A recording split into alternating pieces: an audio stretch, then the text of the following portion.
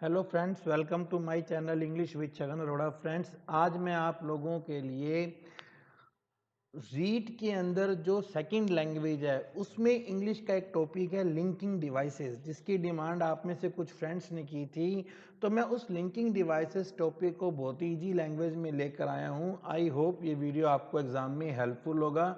ये कुछ काफ़ी इंपॉर्टेंट रूल्स हैं जो मैंने देखे हैं कि एग्जाम्स में पूछे जाते हैं। तो स्टार्ट करते हैं। फर्स्ट है कि not only but also.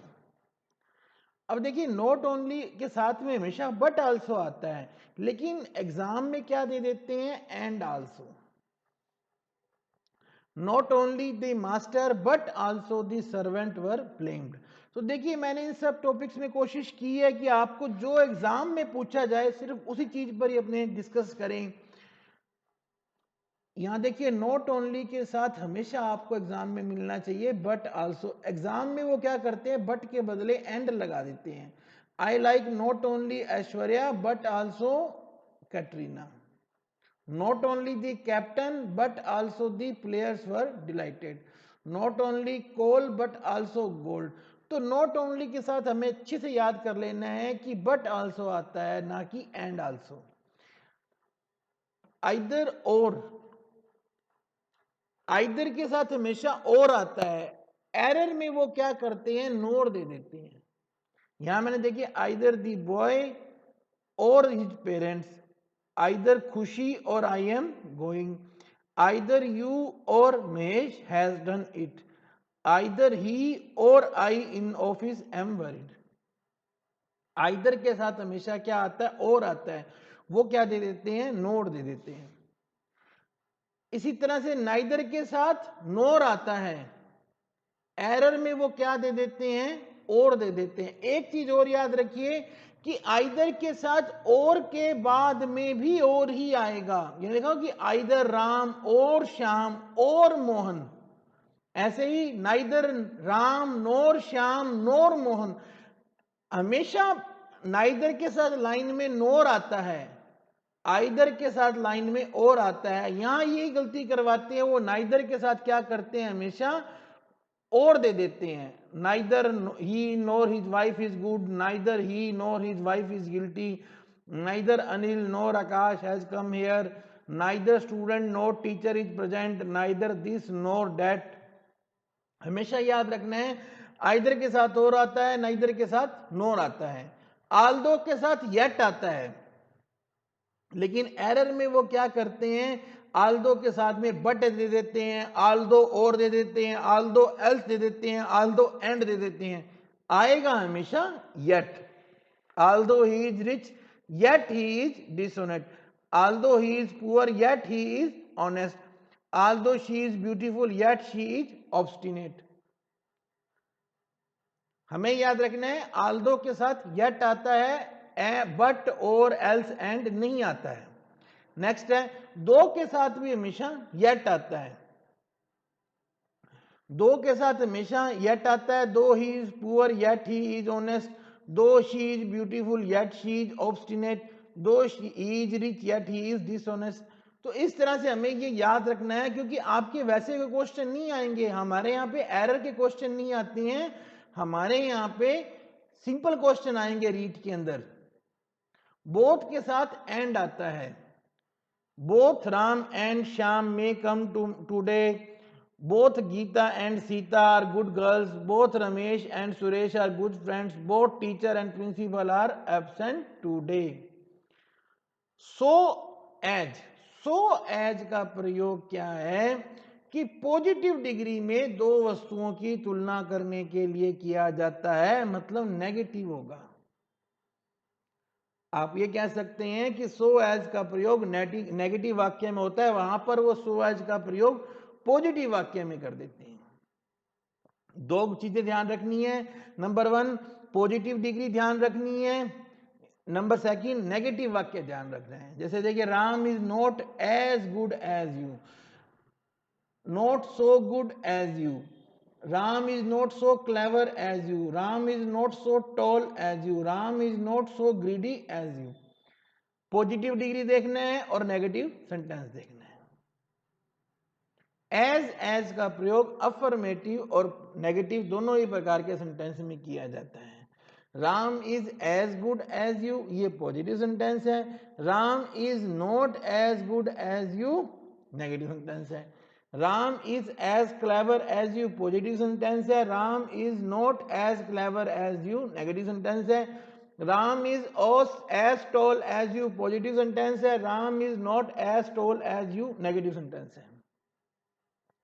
Next है लीस्ट शुड। लीस्ट के साथ शुड का पेयर बनता है। एग्जाम में वो क्या करते हैं, लीस्ट के साथ वुड लगा देते हैं और हम यही गलती कर लेते हैं। लीस्ट के साथ अगर शुड लगाएंगे तो नोट का प्रयोग नहीं होगा, क्योंकि लीस्ट शुड का मतलब नेगेटिव ही होता है। Work hard least you should fail. अब वो यहां पे क्या करते हैं, work hard least you would fail करते हैं और हम उसे सोचते हैं ये सही है। तो ये ध्यान रखना है, लीस्ट के साथ हमेशा शुड आता है। Lest he has to hurry lest he should late, Ram with care lest you should fall. तो ये हमें ध्यान में रखना है और साथ में नोट का प्रयोग नहीं होगा। अगर मैं यहां कहीं नोट का प्रयोग करूंगा सेंटेंस गलत हो जाएगा। डू, डज, डिड, इनके साथ में बट का कंजंक्शन यूज होता है। She does nothing but watch TV at every time. She does nothing, देखिए डू, डज, डिड के साथ नथिंग का प्रयोग होता है और साथ में क्या आता है, बट का आ रहा है। दे डू नथिंग बट, यानी कि डू बट, डिड बट, यानी कि डू, डज, डिड के साथ में बट का प्रयोग हो रहा है और साथ में नथिंग का प्रयोग हो रहा है। अब इसमें वो क्या करते हैं, वो इसमें कोई ना कोई चक्कर डाल देते हैं और हमारा क्वेश्चन जो हमें आता होता है वो भी गलत हो जाता है। नेक्स्ट है हार्डली, बेयरली, स्कर्सली, इनके साथ में व्हेन या बिफोर का पेयर बनता है, ना कि दैट का। Hardly, barely, scarcely, I enter the shopping mall when before the bomb went off. अब वो वहां पे दैट लगा देते हैं और हमें लगता है कि दैट सही है और हमारी सबसे बड़ी गलती यही होती है कि हार्डली, बेयरली, स्केयर्सली के साथ में व्हेन और बिफोर का पेयर बनता है, वो वहां पे एग्जाम में दैट लगवा देते हैं। बस ये आपको ध्यान में रखना है कि दैट नहीं लगेगा, व्हेन या बिफोर, जैसा भी क्वेश्चन का सेंस है वैसे बनेगा। वेदर के साथ हमेशा और आता है और वो एरर में हमेशा दैट लगवाते हैं। I don't know whether he will come और नॉट, वो वहां पे लगाएंगे I don't know whether he will come that not. तो कहीं ना कहीं ऐसी गलती हमसे हो जाती है और हमें बाद में बड़ा पछतावा होता है। अगर आप एक एक नंबर से क्वेश्चन छूट जाता है ना, तो जिंदगी भर बंदे को वो दुख रहता है कि हमारा एक नंबर से एग्जाम रह गया। तो भाइयों ये गलती नहीं करनी है, हमें रट्टा मारना है। वेदर के साथ में और आता है। Seldom, if ever, seldom if ever का ही पेयर बनता है, सेल्डम एवर का नहीं बनता है, सेल्डम और एवर का नहीं बनता है, सेल्डम इफ नेवर का नहीं बनता है। पेयर हमेशा सेल्डम इफ एवर का बनता है। आपको ये याद रखना है, seldom if ever have I hurt you, seldom if ever have I met you, seldom और एवर। अब ये गलत है, सेल्डम और एवर कभी नहीं होता है, सेल्डम इफ नेवर कभी नहीं होता है। तो ये दोनों क्या है, फॉल्स हैं और ये दोनों क्या है, ट्रू है। और मैं इसके बाद में आपको कुछ क्वेश्चन सेट भी प्रोवाइड करवाऊंगा ताकि आप लोग अपनी प्रैक्टिस कर सकें। सेल्डम और नेवर का एक साथ प्रयोग होता है। सेल्डम और नेवर आता है, सेल्डम इफ नेवर या सेल्डम और एवर, ऐसा कुछ वर्ड ही नहीं होता है। सेल्डम और never, I have I hurt you, seldom और never have I met you, याद रख लीजिए आप। जबकि सेल्डम इफ नेवर ये क्वेश्चन गलत है, सेल्डम और नेवर ये क्वेश्चन गलत है। हमारी इतनी प्रैक्टिस होनी चाहिए कि देखते हमें पता चल जाए कि ये वाला क्वेश्चन का ये आंसर होगा। रादर देन का पेयर बनता है, रादर देन का मीनिंग निकलता है के बदले या के बजाय। हिंदी में अगर आपको थोड़ा सा लगता है कि आपकी हेल्प हो सकती है, I would rather have the bat not the ball, ये गलत है। I would rather have the bat than, या क्योंकि मैंने आपको बताया रादर के साथ किसका पेयर बनता है, देन का बनता है, इसने रादर के साथ नोट का लगाया तो ये गलत है, ये रादर के साथ नोट का लगाया ये गलत है। रादर के साथ किसका पेयर बनेगा? हमेशा देन का बनेगा। बच्चों रट्टा मार लो भैया, सिलेक्शन तभी होगा।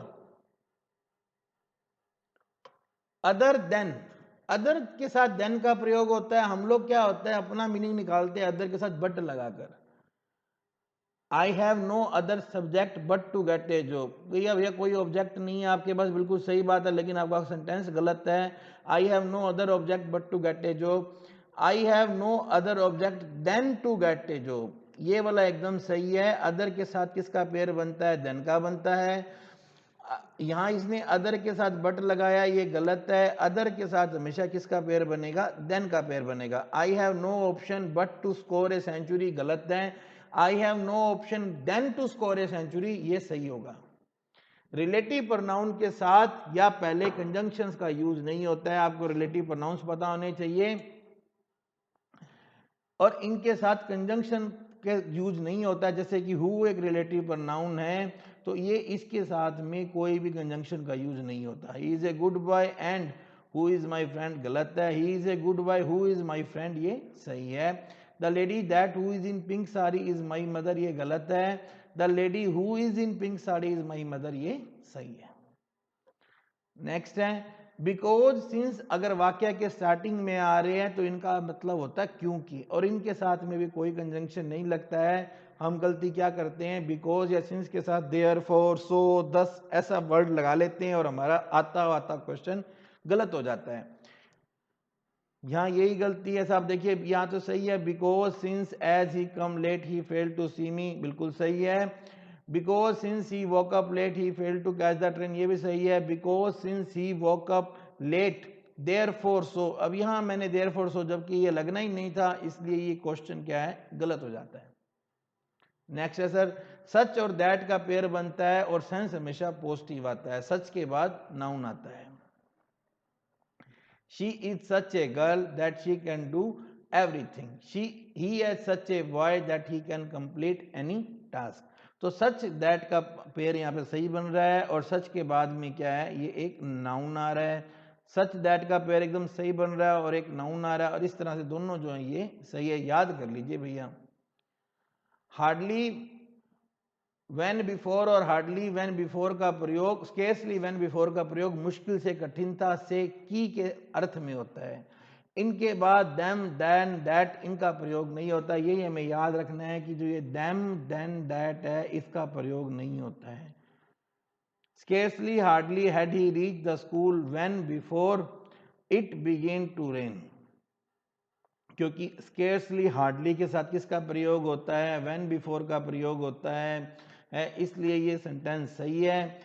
मतलब निकलेगा मुश्किल से वह स्कूल पहुंचा ही था कि बारिश होने लगी। ही हैड स्केर्सली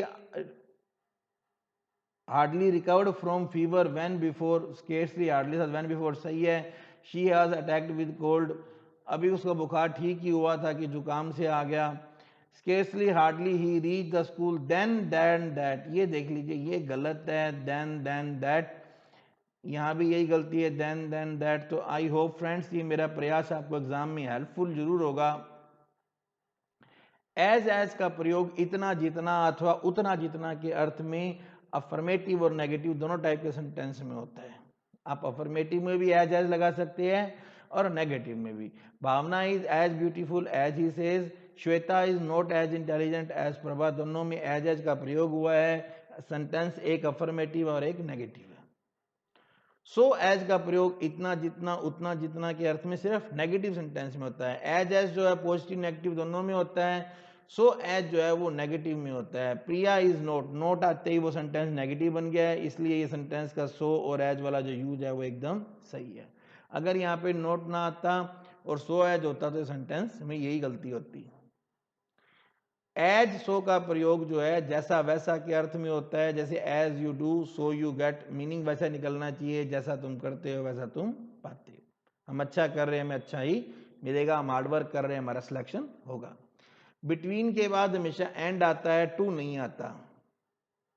अब ये बहुत बड़ा क्वेश्चन है और कई बार हमसे गलती हो जाती है, क्योंकि हमारी हैबिट ही ऐसे बोलती है 10 AM to 6 PM, जबकि होना चाहिए 10 AM एंड 6 PM। अब इसका हिंदी मीनिंग तो बन जाता है कि हमें 10 बजे और 6 बजे, लेकिन ये बिटवीन के कारण मीनिंग बनेगा 10 बजे और 6 बजे के बीच में मिलो। There is enmity between Munna and Daya, ये बिल्कुल सही सेंटेंस है। इसका मतलब है मुन्ना और दया के बीच में नफरत है।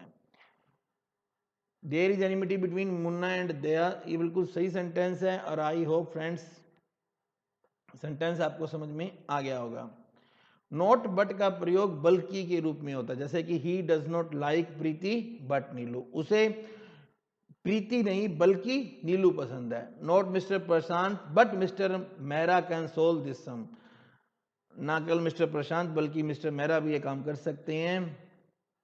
नोट और नेवर के बाद और का प्रयोग होता है, नोर नहीं होता, क्योंकि नोट और नेवर दोनों नेगेटिव मीनिंग रखते हैं और नोर का भी नेगेटिव मीनिंग है, तो डबल नेगेटिव होने के कारण सेंटेंस गलत हो जाता है। He did not want phone और राइट टू हिज लेटर, एकदम सही है। He did not want phone nor, अब देखिए यहाँ एक तो उसने नोट का यूज वैसे ही कर दिया और ऊपर से नोर, तो डबल नेगेटिव हो गया, तो इसलिए ये सेंटेंस जो है वो गलत हो जाता है। एज इफ एज दो का प्रयोग मानो के अर्थ में प्रेजेंट टेंस में होता है, जैसे कि she look as if as though she is a heroine. As if और एज दो का प्रयोग जो सिंपल प्रेजेंट टेंस में जो असंभव चीजें हैं उनको बताने के लिए होता है। वो ऐसे देखती है या वैसे सोचती है कि जैसे वो हीरोइन है। इवन इफ का प्रयोग कंजंक्शन के रूप में चाहे के अर्थ में होता है। I will not cheat the student even if I am hanged, यहाँ की मैं स्टूडेंट के साथ तब भी धोखा नहीं करूंगा, बदले अगर आप मुझे फांसी पर लटका देते हो तब भी मैं धोखा नहीं करूंगा।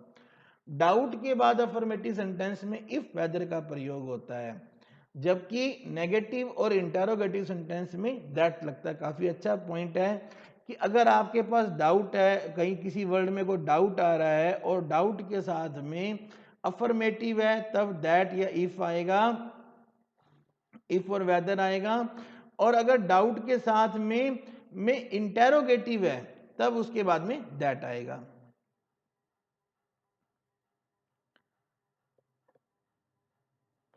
डाउटफुल के बाद भी अफर्मेटिव सेंटेंस है तो इफ वेदर का प्रयोग होता है, दैट का प्रयोग होता है।